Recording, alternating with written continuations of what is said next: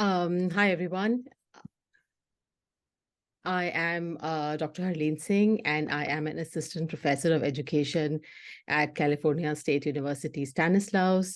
So the data I'm presenting today is from a National Science Foundation grant, and I've been working with my group that is from the University of Georgia and Clemson University. Oops. So I'll begin with the context.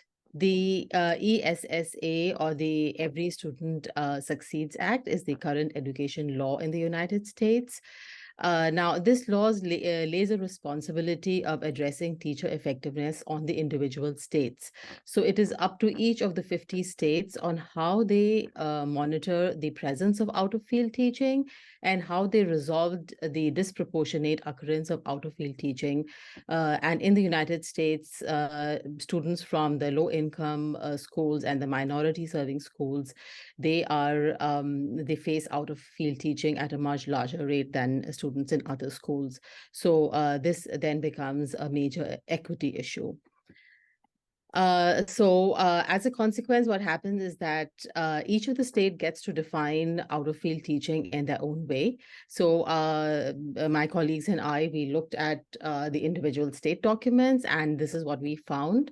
31 states define as out-of-field teacher who does not have a proper certificate or an endorsement or a license for that subject that they are teaching.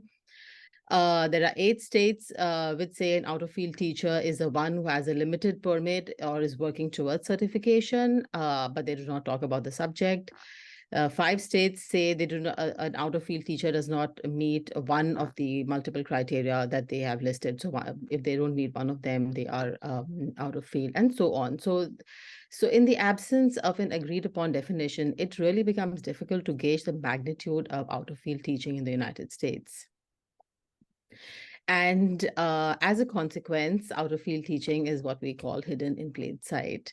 It's been recognized and researched for more than 2 decades, and yet it continues to exist, and mainly because of the reasons of high rates of teacher turnover, high teacher attrition, and misassignments. So this is a report from 2017, which says that in science, 54% of middle grade students and 21% of high school students are taught by teachers who are outside of their expertise in science. So that's the extent of the out-of-field teaching in US public schools. And since I am a science educator and so all of my research is in science teaching. So the next generation science standards, or the NGSS, these are the reform-based standards which are currently adopted in the US. So there are 20 states which have adopted the NGSS as is, and then another 24 states who have base their standards off of the NGSS. So now these standards, they require that the teachers prioritize the implementation of the science and engineering practices, or what we call as the SEPs. Now, teachers who are out of field, they may not have sufficient expertise or sufficient training to implement different aspects that the standards require them to. And the implementation of the NGSS also, it has been found to be uneven. For example, in California, we found that 42% of teachers in the large districts and 39% of teachers in all of the school districts found that insufficient training in the NGSS is a major or a big challenge for the teachers. However, this data does not categorically look at how it is, the implementation of the NGSS by the out-of-field science teachers. Again, coming back to the science and engineering practices, these are a crucial part of the standards. So this is kind of like the Inquiry 2.0. The practices, they reflect the work of scientists and engineers in real life. So they are the 8 practices that we want our teachers to provide for the students. So when we talk about the practices, we say this is the students doing these 8 practices and not the teachers. And there is a lot of research which shows that engaging the students in the practices leads to improved learning and understanding of science. So the study that I'm presenting today, this looks at how the secondary science teachers' personal pedagogical content knowledge, or PPCK, of the science and engineering practices of creating and using models, analyzing and interpreting data, and engaging in argument from evidence, compare between in-field and out-of-field science teachers, and does having a high level of the personal PCK of science and engineering practices ensure their implementation in the classroom. So coming back to the science and engineering practices, these are the 3 practices that I have looked at in the study. Out of the 8, I have only focused on engaging in argument from evidence, creating and using models, and analyzing and interpreting data. So the framing of study is based on pedagogical content knowledge, which we know, according to Schulman, this is the professional knowledge of teachers, which is the amalgam or the combination of their content knowledge and their pedagogical knowledge. And this is what helps them to teach effectively. Now, the refined consensus model, this further delineates 3 kinds of PCK. That is personal PCK, which is the intrinsic knowledge which the teachers hold within themselves. It is the knowledge and the reasoning and the skills of how to teach a particular topic in a particular way for a particular purpose to a particular set of students. So this is the teacher, they draw upon this knowledge while teaching. Next we have is the enacted PCK, or the EPCK. Now, when the teachers enact instruction in the classroom, they draw upon their personal PCK and enact it. So that's the enacted PCK.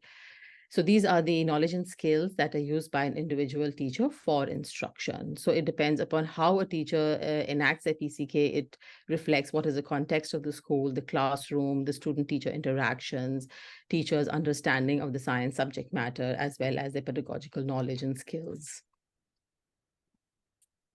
So the participants of this study are 15 teachers, out of which 8 of these teachers were in field and 7 teachers were out of field. Out of the 7 out of field teachers, there were 4 were equally in field and out of field in their assignment. So they taught both in field and out of field science, and 3 of the teachers were completely out of field. So what we did is we categorized them as 1, 2, and 3, depending. So 1 were teachers who were totally in field, 2 were teachers who were equally and in and out, and 3 were teachers who were totally or completely out of field.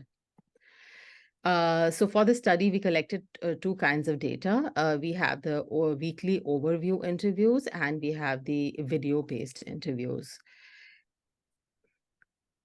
The weekly overview interviews is where we use these to uncover the teacher's personal pedagogical content knowledge. So the teachers were shown 1 to 2 minute video clips. So there were 3 video clips in all, and each video clip had focused on one of the science and engineering practice, or the SEP. So teachers were asked to watch these videos, and then after they had watched the video, they had to talk about what they saw was something that they saw was important to the teaching of science, and to explain their reasoning. So then we created this rubric, which is based on the work of Chen and Tarda, and in which we have used to code their PCK. So a score of, depending upon how they stated the SEP, whether they were using what kind of language they use, with the NGSS language, state language in their own words, or they could not identify an SEP, how they described it and how they interpreted it.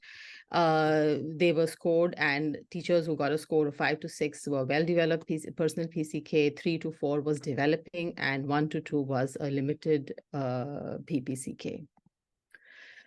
The second data collection we have was the weekly overview interviews, and this we used to uncover the enacted PCK. Now, each interview focused on 1 week of instruction. So before the interview, we sent out these forms to them, which we called as a weekly overview forms. So the teacher filled out the different fields in this form, what was the format of instruction, the goals of the lesson, the origin, where they got the lesson from, what are the activities, strategies, material use, assessments, etc. So then we talked about this in detail in the interviews.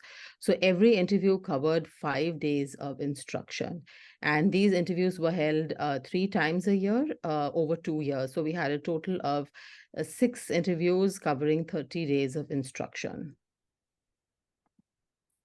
Then we created the frequency table using Excel, and we coded the interviews for the presence or absence of the practices. So each one of us first coded these individually, and then we came together as a group and discussed them till we had consensus. And so this is what we found. The findings of the study is that, I'm just going to move this on the side, sorry. So we found that the teachers who were in field, as you can see, the in field 1, had higher developed personal pedagogical knowledge of the 3 science and engineering practices. So 3 here represents a well-developed PCK, 2 is a developing PCK, and 1 is a limited PCK. And as you can see, the darkest part of the color which is the better developed PCK, and only the in-field teachers had a well-developed PCK. Out-of-field teachers had either a developing PCK or a limited PCK. And I must also mention here that these teachers had a working experience starting from 1 year to 21 years of teaching experience. So they had various teaching experiences. They had some of them were teaching and so the data was collected in the year 2020 and 2021. So, sorry, 21 and 22. So these were the years when some of the schools were coming back in person, some of the schools were still online, there were some hybrid models. So all of that was going on at this time. So we found that only the out-of-field teachers actually had a very well-developed PCK of the 3 science and engineering practices. For example, Teresa had 12 years of teaching experience, and she taught physical science to middle grades and high school. And she has an undergrad degree in history, and she showed developing or a low level of PCK, and she called herself as a fake science teacher even after 12 years of teaching science. So in the second question, they actually wanted to see now if when the teachers do have this personal pedagogical knowledge, are they able to translate it into their classrooms? Are we going to see more of enacted PCK in teachers who have higher personal PCK? And we wanted to also look at this, compare across in-field and out-of-field teachers. But what we saw was that having higher level of the personal PCK did not necessarily translate into higher implementation of the SEPs in their classroom. So higher personal PCK did not necessarily mean higher enacted PCK. And this we saw was true for all 3 of the science and engineering practices for creating and using models. And as you can see here, the blue part is the teacher's personal PCK for a score for modeling. So the bigger length means that they have a higher score. And the gray is just the presence or absence of enacted PCK. And even if they have enacted it once in the 30 days of their observations or observational interviews, we coded it as a yes. So there were teachers who we did not even see once creating and using models over the 30 days of observations. A similar trend we saw in analyzing and interpreting data. Here also teachers, irrespective of whether they were in-field teachers or they're out of field, or how many years of experience, what was a mode of teaching, there was no consistent patterns found. And similarly— Sorry, Harleen, we've got 1 minute left. 1 minute. Okay, I'm going to finish in 1 minute. And the same thing we saw for the third, which was engaging in argument from evidence. And this again was the least implemented science and engineering practice. So I'm going to quickly come to the discussion. So the lower instance of noticing of the SEPs by the out of field science teachers, and this may have been, now we say that these teachers may have the knowledge of the SEP in their content area, but they may not be able to translate into their out of field area. So they are still developing these knowledge. Whereas the science standards, we do not look at it content area wise, like it's the practices are supposed to be common for all of the science content areas. So the ability for the teachers to notice the SEPs may be content specific, like the personal PCK, and the teachers may actually need extra support in developing expertise to use reform-based science teaching. Again, for the second question, we saw that a high level of personal PCK of the SEPs does not necessarily ensure the implementation in the classroom, whether for both in-field and out-of-field teachers. And in other words, context is really important. There are factors like teachers' beliefs in the role of the SEPs in science learnings, what resources are available to them, like time, curriculum materials, what kind of support they have from their school management, and etc. So these kind of factors will also influence how they implement the SEPs. So professional development targeted at the SEPs might need to address multiple facets of the SEPs. And we may need differentiated PD based on the background of the teacher, that is whether the teacher is in field or out of field. So